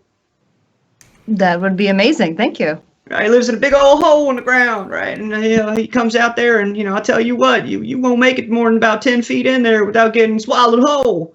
We will see. And he proceeds to down up here. So you, husband of Elizabeth, what's your name, Codger? It's the term Codger. It's Cedric, good sir. Yes, I'd be most obliged if you would help me find my wife. I think there's two other people. I think he is missing a brother, and another gentleman comes over and goes, "Yeah, my brother and sister both didn't make it. I don't know what happened, but I think they got taken in the night." And I heard a slam at the door when I came downstairs. They were both missing, door wide open. It looked like there had been somebody dragging them out. This piece of cloth that was in my front porch. As if it had dragged my sister and my brother. I don't know how, but must have been pretty big if it came in and dragged them both out. I'm really terrified that it might have been one of them snowy owl bears, because if it's a snowy owl bear, man, ain't many people around here can survive an attack from one, let alone folks like you city folk. I don't think you're gonna be able to handle something like that. So how long all your people been missing for? My sister and brother were taken last night, and his wife, I think, was taken the night before. Is it all usual for when your people go missing, you just come here and drink at the tavern? Well, we sent a search party out in the morning for them, but in this kind of a weather and snow, it's almost nigh impossible to find anybody out there. Without any kind of magical means, and none of us have. So we should probably wait also until the morning. If you don't have any magical means or some kind of elite tracker with you, there's probably no way you'd be able to make yourself a pass out there. Teleps here has been told that he has the greatest, nigh almost mystical abilities at tracking. Why, he once tracked an owl bear through frozen ice. And then after that, solid rock, no dust, but he found it. Without magic, he's just that good. Tulips? Shit, Tulips, I didn't know that about you. Neither did I. So you were able to track a snowy owl bear, or you one of them southern owl bears that you guys see, the smaller ones that are both at the same time. They kind of look surprised. I do not believe this was of the snowy variety. No, this would not have been one of those. Are you familiar with them types though? Being a tracker and all. I imagine they are very similar to the non-snowy types. I mean, they don't look anything alike. The snowy types are like basically like skeleton-looking kind of creatures, and southern owl bears are a little meatier, slower, and dumber. Snowy owl bear. Do we know anything about owl bears and snow owl barrels and all that? Teleps, go ahead and roll at advantage. Roll for I guess nature. Can I roll insight on Teleps while this is going down? Sure. 21. 21. Okay, so you do know a good bit about snowy owl bears. You have not actually probably tracked one, considering that they are usually here in this northern area, and you haven't been this far north before. But so snowy owl bears are pretty terrifying looking creatures. They're like basically the combination of like an owl that looked like it got mutated with some kind of magical properties for a bear, and have made a pretty disgusting combination of it. It looks like basically you took an owl and stretched it like to be 6 feet long and 5 feet tall, and quite menacingly terrifying. It's got long feathers that kind of come out of its forearms, and they kind of have like sharp, almost like sharp, dire spikes that come out of it, and they've been known to basically tear people apart, and they're very aggressive. What I know of these creatures, it seems unlikely that they would just take these family members, these beloved family members, and just take them away. They would be much more likely to tear them limb from limb, right where they found them. So it seems whatever we are dealing with, this is not that. So fortunately, we have that going for us.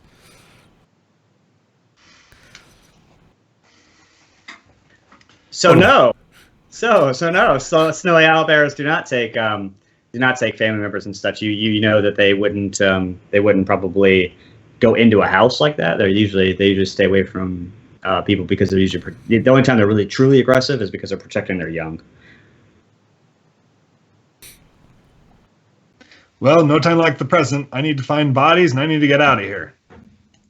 You, what's your name with the sister and the brother-in-law that got dragged off? My name is Caleb. Caleb, take me to your house. Take Taleb's to your house too. Right now.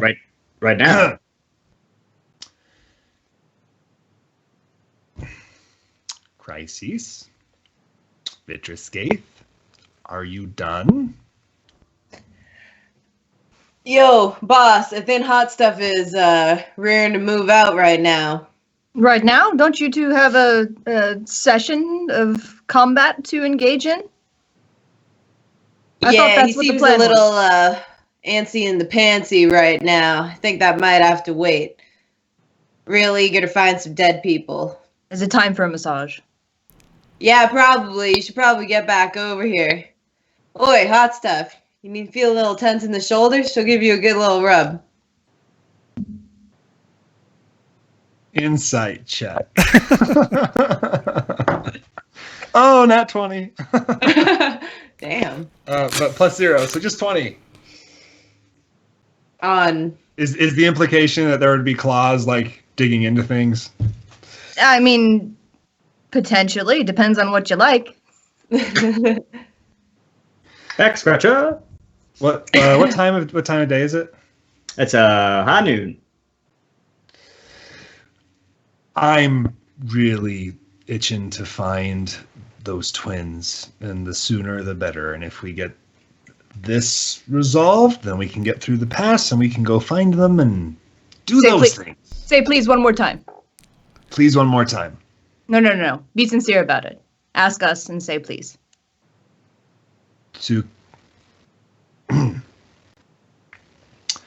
if you're done and want the same thing that we do, let us. I would be. You can do this. You can do this. I think the word you're looking for is please. Care. Try I recall fond memories, and I don't know why. I don't think that was me or you, but I would be very pleased if you would accompany me to get this done, please. Yes, I will do this for you because you said please. Warmed my heart there. Nice work, Hot Stuff. Maybe you had good times because you were saying please all the time. He kind of stands up and says, I will kill you. Caleb stands up and says, well, if you want to come with me, I guess take you to my house, and you can see kind of where the backyard's at and where she goes off to get firewood. Autobots roll out. Is Jeb close to Cedric? No, Jet. Oh, not Jeb. Caleb? Caleb, yeah. Does he live near Cedric? Yeah, Caleb lives kind of like almost not next door, but down the way from him. Come on, Cedric. Team sport. Let's go. All right, Cedric. So Cedric walks out and he says, all right, you just want to follow me. It's about, 20-minute walk up here. And he kind of makes his way slowly. And as you guys pass through the middle of town and start passing to the outsides of town, you start to see there's kind of like houses and stuff where people grow stuff and do some kind of local farming, and then you realize that Cedric's house in the corner is like a brewing house. Go ahead, Casey. As we walk, I'm going to sidle up to Crises and tell them, I believe whatever we are dealing with can cause fire, either in the form of burning or blasting, is potentially adequate with illusionary magic, and it lives in the ground. Well, I'll be sure to keep an eye out for something like that. Do you have any silvered or magical weapons on you? I do not. Well, this will be fun. Yes. Isn't it always fun, boss? Plus, we got these two yahoos keeping us company this time. My life is a tragedy. Bet you I can get that big one to say please more times than you. You're on. All right. So he makes his way up to his brewer's house and says, "Oh, if you just want to come around back, you can find here." And he kind of like points in a direction towards the woods. He says, "Here she kind of tries to find a drier place and a drier tree to cut. So we kind of cleared this area here, and if you look over there." And he points over to a direction where the other house is, and he goes, "Somewhere in between, they were dragged off in that direction, in the middle of the night. So we have a speculation that it's somewhere in this area." And he kind of like gestures his hand in like a Y, big Y shape, and says, "About this area, and they can't be more than about 3 to 5 hours out, considering the distance it takes to walk through the woods, and unless somebody really knows the area or was moving with a purpose. I can imagine that, if it was a creature, then they should be somewhere out in this area." But you said a search party went out this morning? They did. We went out here and cleared the area for about 3 to 5 hours, and then, Didn't find anything? we did not find anything. All right. Tell me, Teleps, what do your elven eyes see? I will be careful not to disturb any of the other prints, trying to distinguish which of those belong to the search party and which ones might not belong to the search party. And then I will use my other viewer reroll, if I may. And then... Well, I was going to stand to the side and try to point out what I saw to see if that could help you. Yeah, you do also have Fletch, unless you don't want to be using Fletch at this moment. Okay. Yeah, Fletch. I will definitely take the snoot of my dog's assistance. Okay, so go ahead and roll an advantage for, I guess, let's either it's nature or survival, either one you're looking for. My survival with advantage, 12. Okay, so you see some kind of markings, right? And Fletch kind of gets a scent of one of the trees where it looks like there's some scrape marks and a piece of blood. And, Fletch does, the classic bloodhound kind of sound, woo, woo. Being a border collie, it doesn't sound so deep. And it turns around and kind of like starts to head in a direction. Starts sniffing and snooting. It seems that we have something. Look at these marks right here. Let us follow. Do we have to go immediately? Because looking at the rundown shack that may or may not be blasted apart could give us a clue as to what the creature could do. Fletch! Come back here. Yeah, Fletch stops and, wiggles his tail and then comes running back and jumps up and stands and says, "Bark!" Good boy.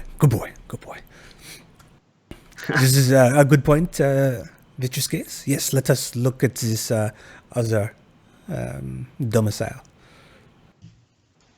Do we see any demolished shacks around this? Not around area? Not around the area, no. And Caleb? He's kind of near his house still. He's like, because you guys kind of walked about 10, 20 feet, and then he was like, watching you guys as you were kind of starting to make your trek. So I'll return to him and say, "Where's Jeb's shack?" Jeb shack is on the other side of town, over there on the north side. If you It's a small more town. that way. Start walking. And so there's also, so we have Cedric's house, the husband of Elizabeth, and Caleb's house, the brother and sister team. Which are relatively close together. Yeah, you're pretty much in between them almost.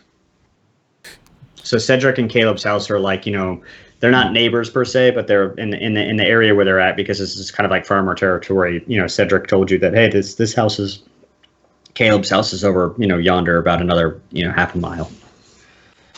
Vicious case is, do you want to investigate the Jeb's burned down house, or did you want to investigate this other fellow's home? Stops on one foot, other leg in the air, does like a ballerina turn, like in place. Where are the other homes? Well, the other house is about half a mile that way. You could, I guess, inspect the porch, and then, but Jeb's house is, that happened almost 3 years ago. And I highly doubt that it was anything besides just a fire that burned the house down. So Jeb's kind of crazy. And he's always been prone to exaggeration from his drinking. Cedric, do you have Like at him. drinking? Cedric? Do you have anything from Elizabeth? Yeah, I do. Cloth, something. Yeah, I certainly. And he goes into his house for a minute, comes back out, and hands you Caleb, his the same for your sister. scarf. And Caleb runs off to his place. About 10 minutes later, 15 minutes later, he kind of comes back after a short jog, and comes back with basically a similar looking thing. He's got like a scarf and like a shoe for the brother. So you have 2 scarves and a shoe. Are we satisfied with these things? May we let Fletch lead us further, now that we have more sense to work with? The thing about, what is his name, Caleb's opinion about Jeb, and I'm speaking quietly, is that old men they lived a long time, and what experiences they may have experienced can be difficult for the youth to conceive or swallow. It's possible that not all of his story is true, but it's also possible that some of his story does have a place in this one. So that is fair. Just seems weird to me to be so judgy about the drinking when other guy over there told us that this whole place is for drinking and dying. I agree. This is Yes. Well, and if what he's saying is true, his house burned down, not by him. What we have here is completely different. 3 years later, people are being dragged out of their houses. Nothing burned down, nothing destroyed. If you want to learn more about him, that's fine, but it's winter. The sun goes down early, and I do not want to be stuck out there. Miles. Well, frankly, of the 4 of us, I'm probably better off out there, but Miles, what if it is Jeb? then I expect that Fletch will lead us back to Jeb's little shack that's behind the blue blizzard. And there we will find a couple of corpses, and we will take them to Madame Angela? Where the monster Look at lives how- during the day is not necessarily where it goes at night or to feed, trust me. And do you think Jeb is the monster? No, I don't. I'm not excluding the theory. Seems about right. I'd say let the dog take us to whatever it's smelling down there. It seems excited to go. It's just a little bit of walking, Miles. Surely that it doesn't scare you. It's not about the walking, it's about the daylight is going. And I Fletch- don't want to start this too much later in the day. Fletch is like running around in a circle, all excited, because you've got you got a shoe basically, and it's like, yes, I can eat except the shoe. Here, Fletch. Here, look. Get the scent. Sniff this. Sniff it. So Fletch takes the shoe, puts his face in it, like just basically demolishes it with his teeth for a second, and then he kind of like gets a huge whiff of it. Let it go. And then he Let it go. And then he just takes off running into the woods. All right, let's go. That settles Stick that. my hands in my pockets and follow nonchalantly. You hear that? "Oh." You will get left really far behind if you go nonchalantly. So he starts taking off into the woods. You guys, Bitchscape, I'm assuming you're following as well. Yeah, I guess. Okay. So as you're all hustling into the woods, you guys get, you're going for about 20, 30 minutes, and Fletch is still kind of checking over his shoulder to see if you guys are following, but he's going to keep going. You guys want to keep digging deeper? We're going about 20 minutes into the woods so far. And as you're catching, you're starting to see more, I guess, destruction in the way. Fletch keeps going. What kind of destruction? Like the trees are starting to get like more scraped up and dirty, as if you're getting something into a creature's territory. You're starting to see kind of like, this scraping and scratching and, snow paths and stuff that have been walked recently. You get about an hour into the woods, and Fletch stops and does his classic, like, hey, there's something nearby. He kind of looks at you and kind of points as best it can, kind of in a diagonal direction towards, the darkness of the forest and the snow in the distance. I check to see, is everyone around me? Yeah, everybody seems pretty close if they've been trying to keep up pace with you. So, I'm here. Fletch has got something. I think we should be careful right now. If you have any defensive measures that you normally take, this would be the opportune time, I think. A sword and a shield that had been left behind hours ago magically appear in my hands. I will go ahead and cast Detect Magic on myself. On yourself? Lights up. Yep. You do not see anything in the distance, the nearby distance light up on Okay, yourself. I'll just keep it up. Okay. I mean, you do see, obviously, his sword and shield light up, and some trinkets. He has like a necklace that's lighting up, and the breastplate that your companion's wearing is obviously, slightly lit up as well. I have a ring that's slightly lit up. This will that's last for about 10 minutes. Okay. So I will get an arrow out, and I won't draw, but I'll have it ready as I start walking very gently. Okay. So Fletch takes a back step towards you, right? And the normal, you've drawn your bow, so Fletch understands that this is where Fletch stops bothering you while you hunt whatever bird or creature you're hunting. And at this moment, you do hear the like a sound, and Fletch turns around behind you now, and you see Fletch do the cliche, you're in danger, as Fletch's back starts to ridge up, and you hear Fletch get real low and start to growl, and then you hear a response in the darkness of the woods from behind you. You hear basically, and then you hear, you start to hear Fletch whine and start to walk backwards as if it's very terrified, as this massive creature just starts basically darting towards you, and it's this snowy owlbear. It's covered in blood and covered in basically dirt, grime, and dirty snow, and it starts hauling itself towards you guys in preparation to basically kind of like maul the first thing it sees, and that's where we're gonna leave it. Da, da, da. As soon as the picture was sent, I was like, oh, we're going to have to fight that thing, aren't we? I hate it. Yeah, so The picture was appropriately scary, though. I was like, oh, owlbear, that's no problem. Oh, gosh, that owlbear. Yeah, that's how.